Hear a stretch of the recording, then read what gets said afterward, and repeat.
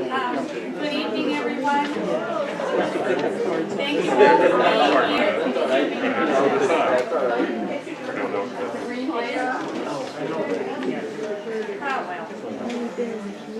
Welcome to this Candidates Forum, sponsored by the Clallam County League of Women Voters.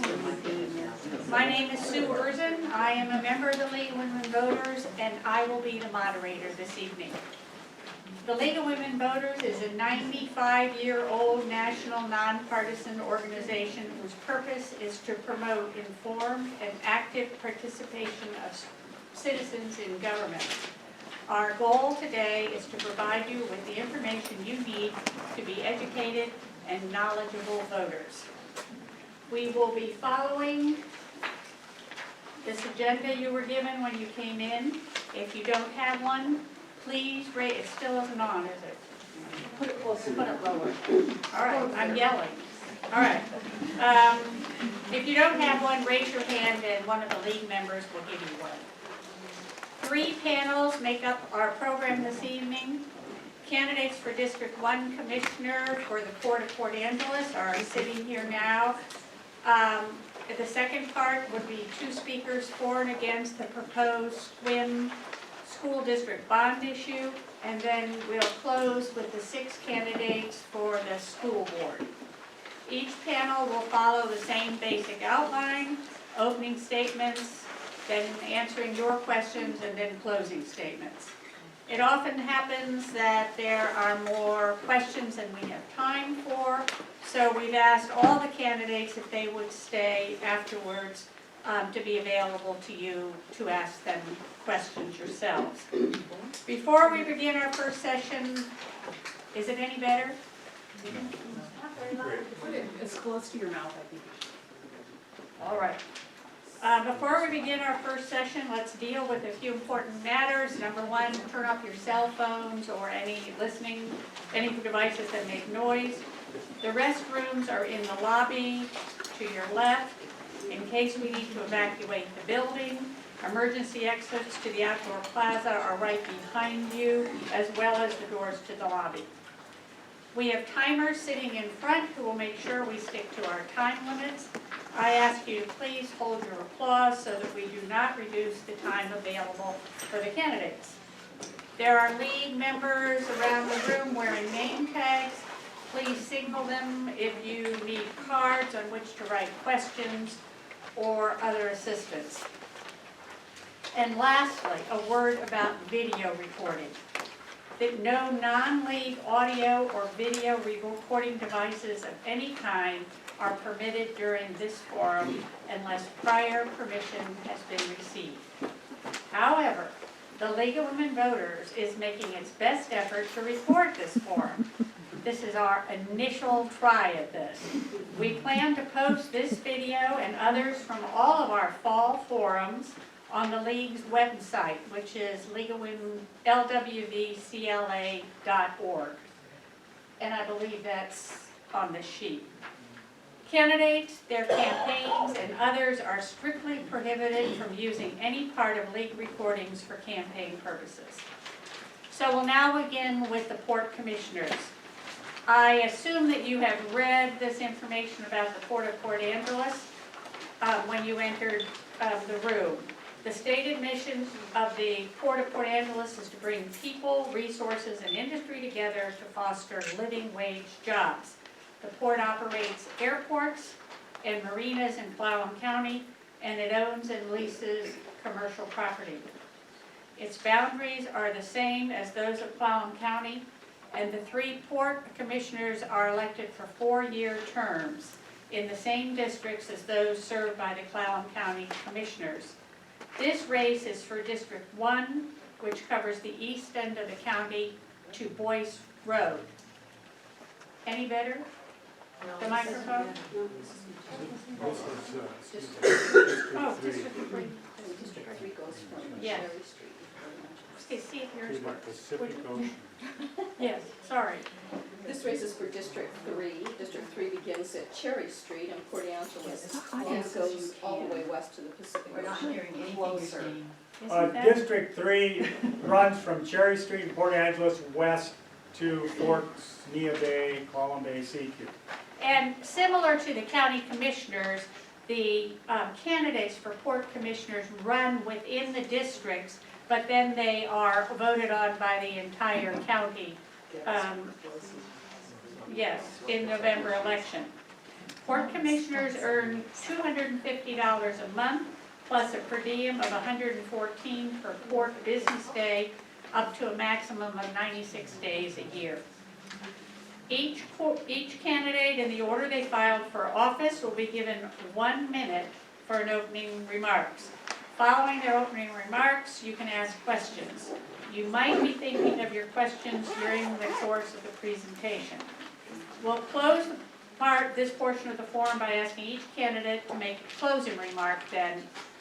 And we may have very short time limits tonight, but we're hoping, one, that candidates will still provide a lot of information for you, and that the forum will conclude before 8:30, so you won't be here for 3 hours.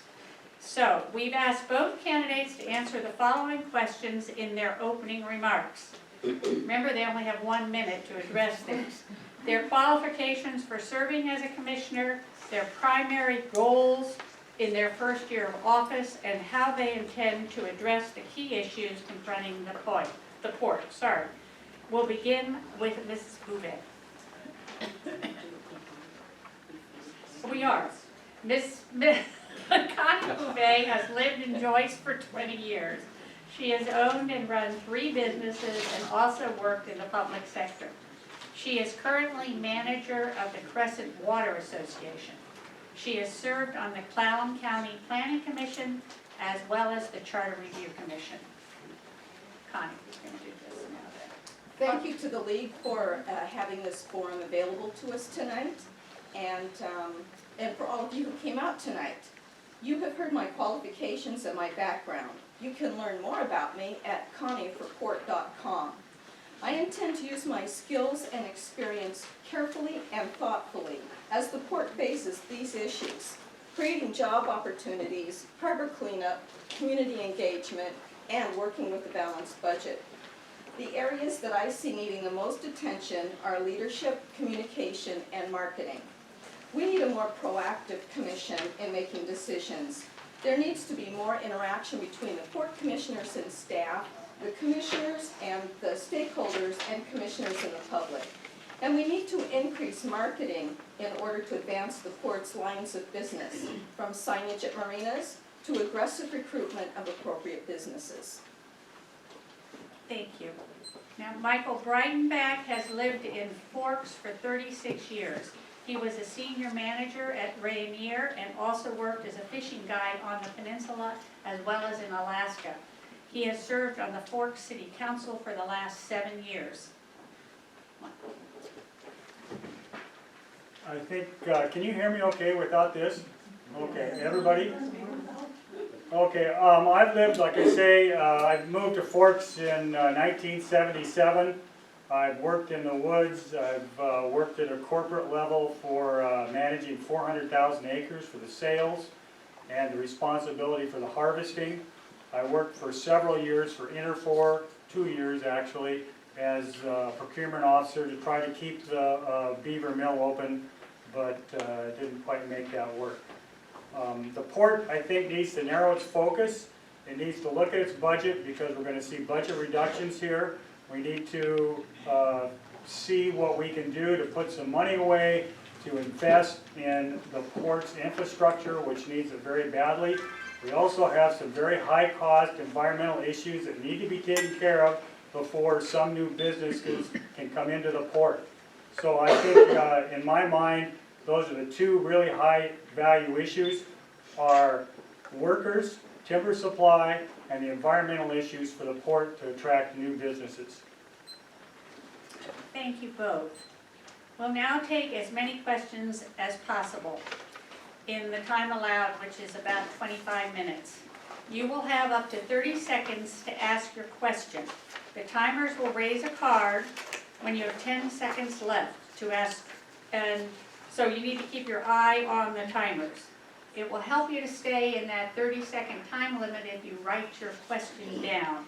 And there are league members who have cards if you didn't pick up a card on the way in. Please state your name and specify who the question is for. However, both candidates will be answering each question, or they have the opportunity to answer them if they choose.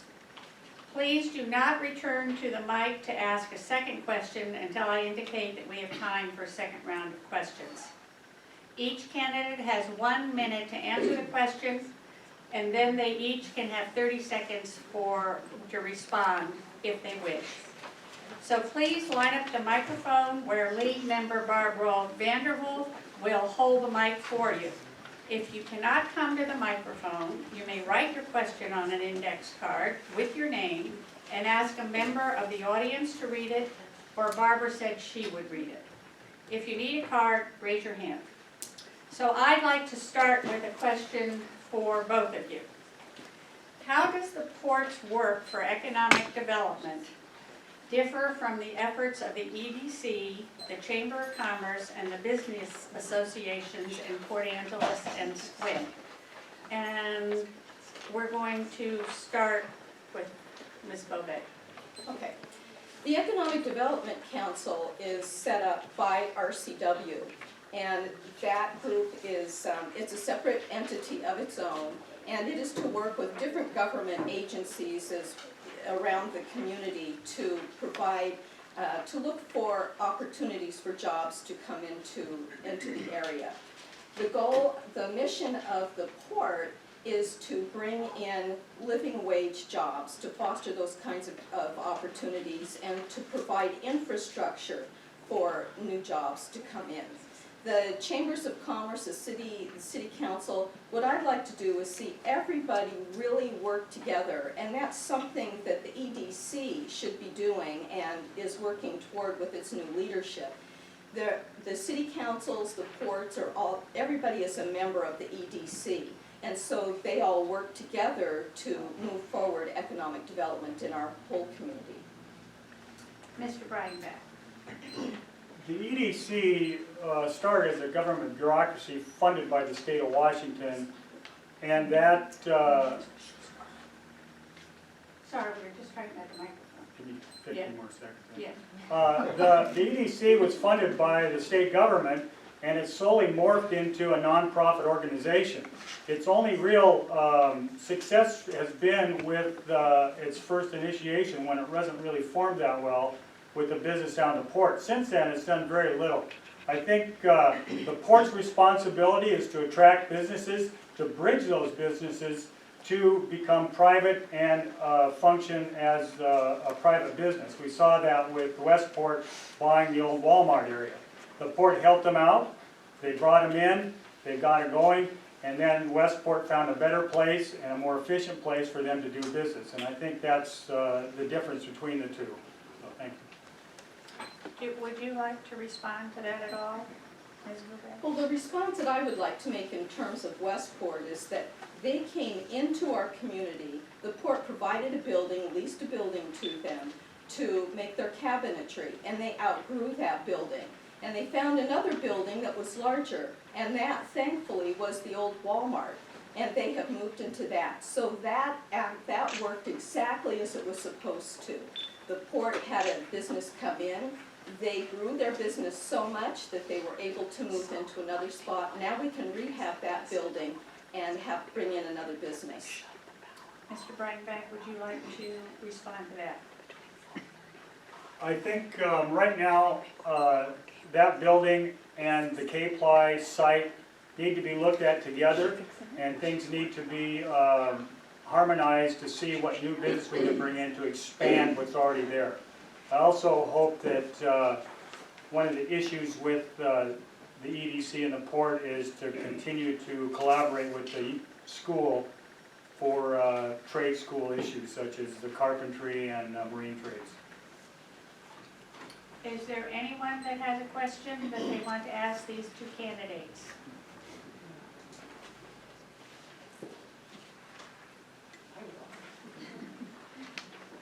Okay, I'll just help you with it. Okay. Okay. Is it working? No. Okay. Commissioner Hallett had a discussion in the PDN today regarding whether or not the court would increase the 1% property tax for the coming year. I think he was making the case that perhaps it was something that needed to be looked at and it was an important thing to do. So what would be your position on increasing that 1% on property tax to support court activities? And we'll start with Mr. Brian Beck. The port has the ability to tax this at a rate of about 1% a year, and probably about 4% of your property taxes go to the port each year. So when they waive that 1% increase, they get to bank that amount. So right now, I don't think things are dire enough with the port budget to increase taxes, and I don't think that they should waive this year's taxes, but I'm definitely typically against raising taxes or funding things that the community hasn't had the time to look at and to examine. Ms. Bouvet. As a matter of fact, there's no property tax that is used for the operating expenses of the port. The tax that is taxed to the property owners are for infrastructure and infrastructure improvements, capital projects. This is City of Sequim taxing districts, and this is the whole pie for your property tax. This little slice right here, 1.9%, is what what the port receives. Of the $10.89 per $1,000 of assessed valuation, the port is receiving 1.9% or 20 cents. So what is your Would you like to position? respond to that? What is your position? My on position, increasing? if we increased it by, what, did she hold up the? She did. Okay, All right. All right, would you like to respond, Mr. Brian Beck? Like I said, when you look at your tax rolls, the amount based on, say $200,000 is, roughly about a 4% slice, even though they increase at 1.5–2%. So I think it's not a big amount, but when you combine it, it's quite a bit. Ms. Bouvet. I would be in favor of the 1%, which would equal 1 penny. 1 penny per $1,000 of assessed valuation. Because with increased costs, things cost more and more all the time, especially with permits and environmental issues. But also, our capital reserves are going to be depleted almost down to nothing with the environmental projects and the infrastructure, and we need to bank that back up. Are there any other questions? Oh, we're on the air. All right. Yes. Any other questions for the candidates?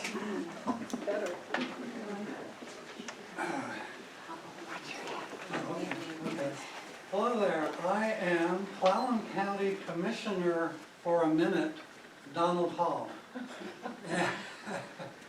And a few of you will know what that means. Speaking of the paper today, I found out that the Composites Recycling Center is controversial.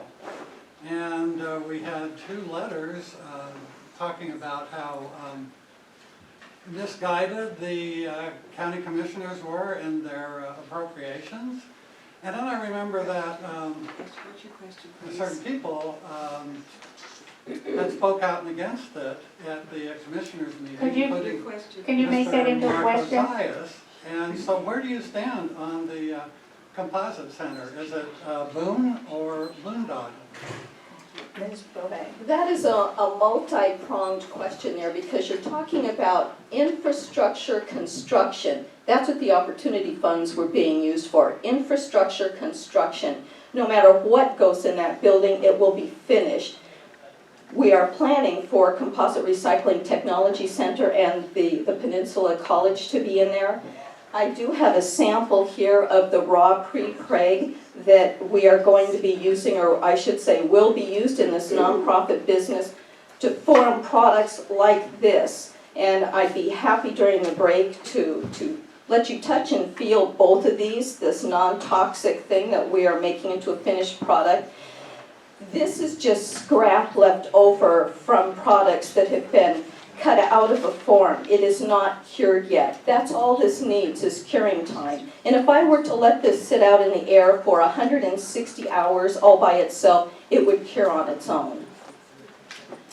Mr. Breidenbach. The question to me is a little bit confusing, but I think the Port Commissioner's duties are to look at forward-looking businesses, to look at things in the future, to have a business manager there that takes care of the day-to-day operations. The freezing up here, the composite center is going to be run and managed by some other entity besides the port. The port is simply doing a bridge to help that get started with the property and some funding for the building. But the management of the facility itself will be done by another group. So I think that we'll see over a 3 or 4 year period, hopefully this thing works out and it'll be a success. Ms. Bove, would you like to respond? I am very excited about this composite manufacturing business. There's a tremendous amount of opportunity for it. This project with this particular building was funded $2 million by the federal government because of the good, clean product that it makes and that it saves energy, it saves the stuff from staying in the landfill, we're reusing it again.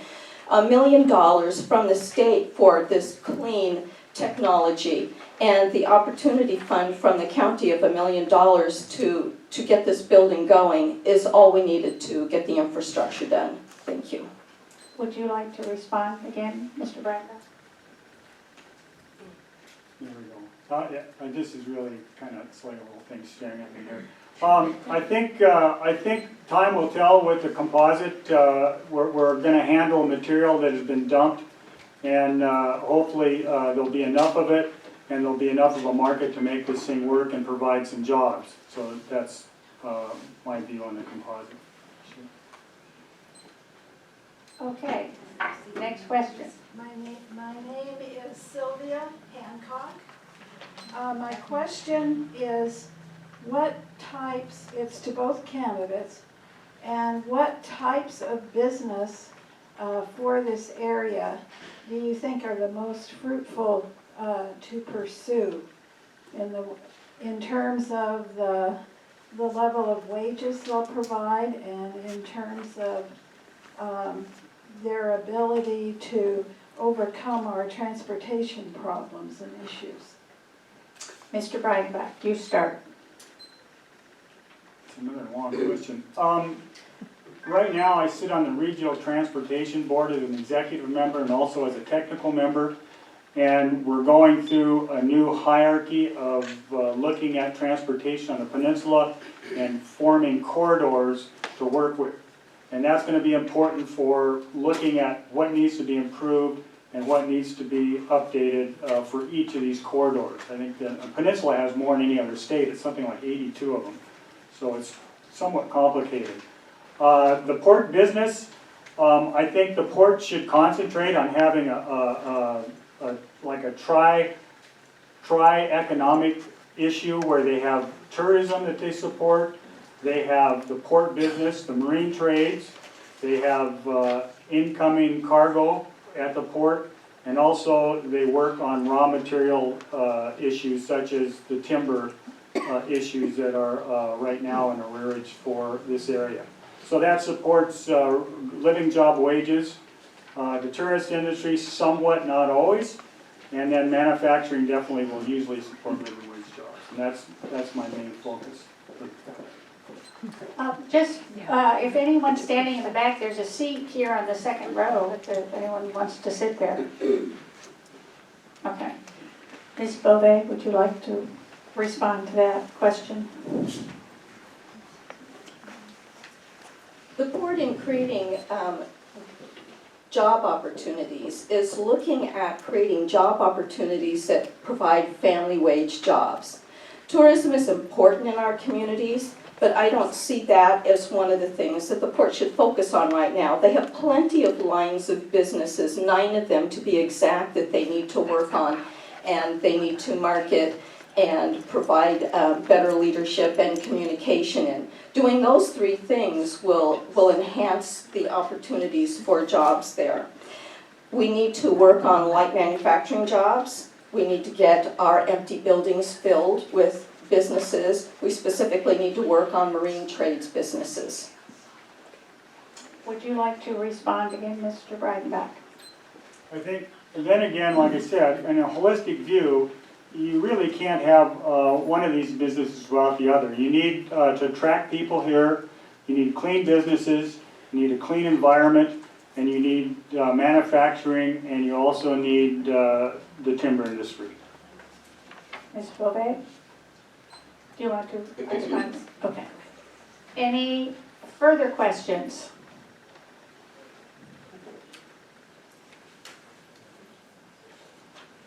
Going once? Going twice? Well, I have one more question that was given to me. What should the port do to encourage economic development in the Sequim, Dungeness Valley, and Carlsberg area? And we start with Ms. Bouvet. The port has no properties other than the John Wayne Marina in the Sequim area, so that makes it a little more difficult. However, we can all work as a group, and specifically the port, to go out and advertise the vacant buildings that are in the area. One of the things that I'm always concerned about is when a business comes in and they're looking to locate, if there is an equally appropriate building in the private sector as there is in the port, the public sector, I would like to see that business go into the private business and get it working in the private industry rather, and because we can always work with the public building later. It will greatly help the Sequim area if we further our businesses that are on current port property, because those people need places to live, they need places to shop, and they will infuse the economy here in Sequim and all over the county, even if they have jobs in Port Angeles. Mr. Breidenbach. The Sequim Marina, as Connie was saying, is the only really port property here. I think when you look at the marina there, you see quite a few multiple uses. I think that the building should be converted and possibly made into some type of an overnight stay area for the people that use the port, besides having a restaurant and a bunch of empty conference rooms.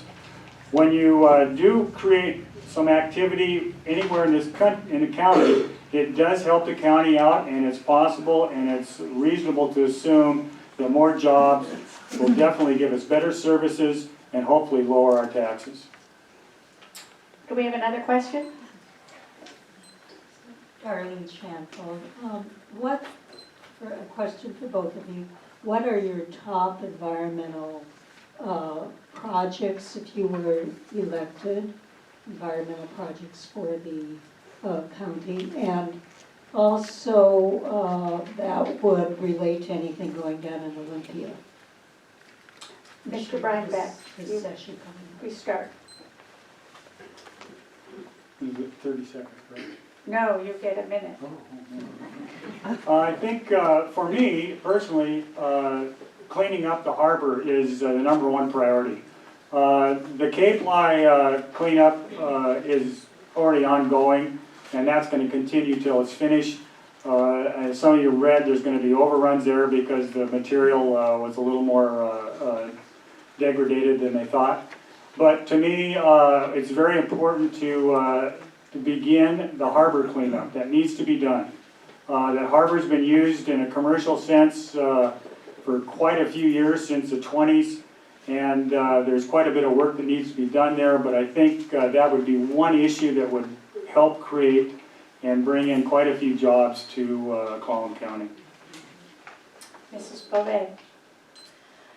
The port is currently working on cleaning up the Cape Lie site. Unfortunately, they have found contamination deeper than they thought, and the port just had to approve a $1.4 million change order.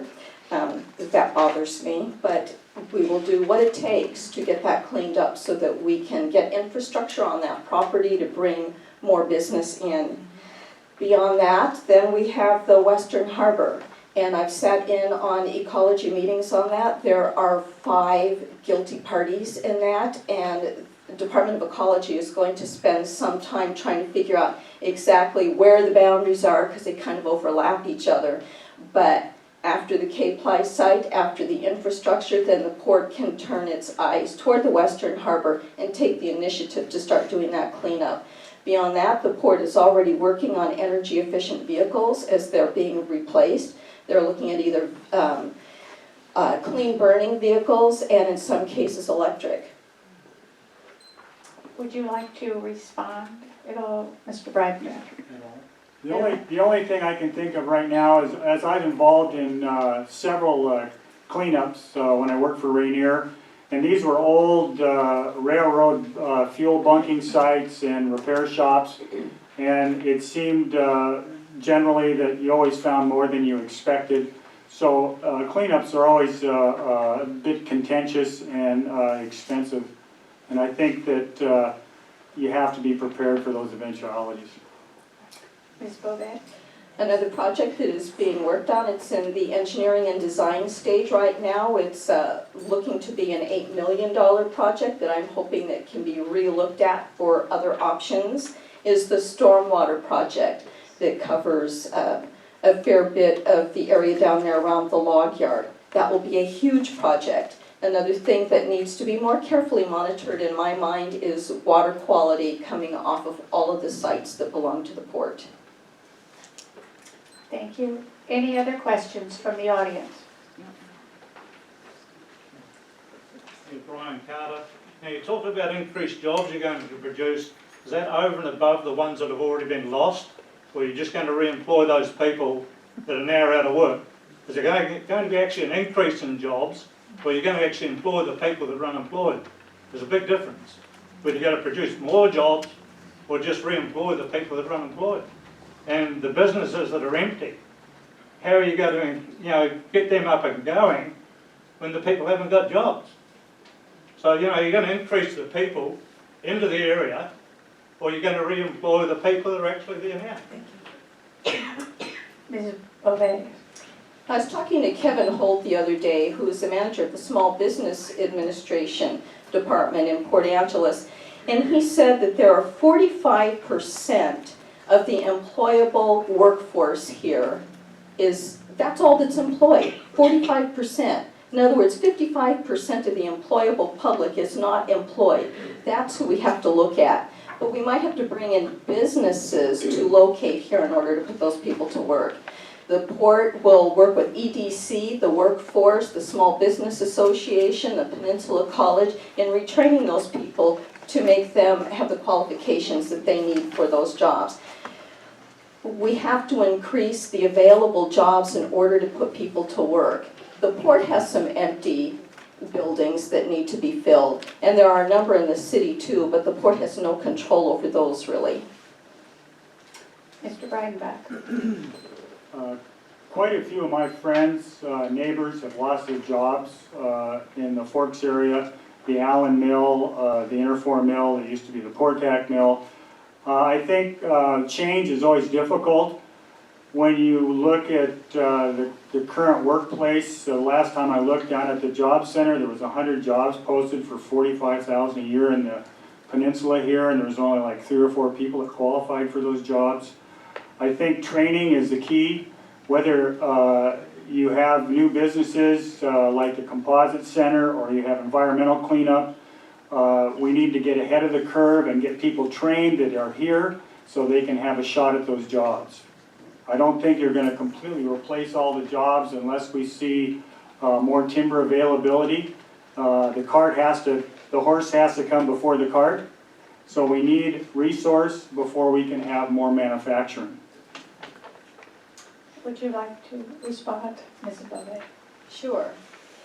I know that there are some businesses in this community who have trouble finding qualified people to hire and people who can pass the drug test. Those are 2 problems. But we need to have the Peninsula College, again, and the workforce work more closely with the businesses. I know that Westport has a sign posted, hiring, people wanted. but nobody's applying, nobody's qualified. So we need to have the Peninsula College look at those kinds of businesses and get people from within that business to teach, so those people can be hired. Mr. Breidenbach? I think just again, education is the key here.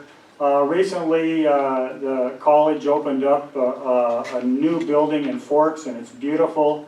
I was there with the Supreme Court justices at reception there, and we've seen a lot of people starting to use that, and that is the key to me. We have to get education and training. Are there any other questions from the audience? All right, hearing none, I want to thank you and everyone. And to wrap up, we'll now move to our 1-minute closing statements. We're going to reverse the order from our opening statements. So Mike Breidenbach will begin. I think when you look at the ticket here this time for your vote November 3rd, I've been in this area for 40 years almost. I've worked at most of the major ports, been a customer of this port frequently. I've worked at the Grace Harbor Port, I've been a customer there, Longview, Anacortes. So my experience with finances, sales, and working at the various ports here and being a customer is a very important issue, and I think experience is something that you need to look at and understand that I've volunteered 7 years of my time now for the Fork City Council and the Transportation Commission. I'm also alternate on the Transit Authority here. So look at that, weigh your vote, and look at experience, and vote for me. Thank you. Connie Beauvais. We need to improve leadership, communication, and marketing at our port. And I am the candidate best qualified to work with the other commissioners to move us toward those ends. I held a strong first place after the primary. With 4 of us running, I won 33% of the vote and over half of the precincts.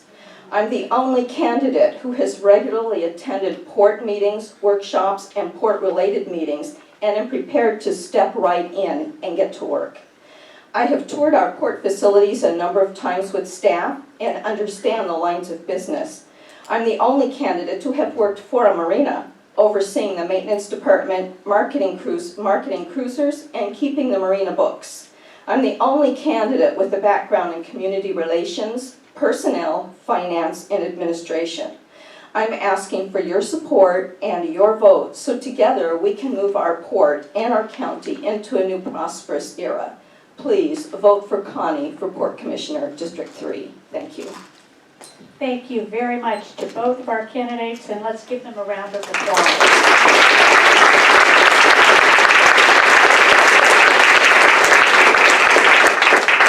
I hope you can remain for the rest of the forum and visit with audience members afterwards.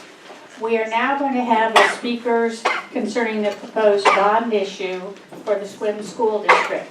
If you would like to stand and stretch while we're making the change, feel free.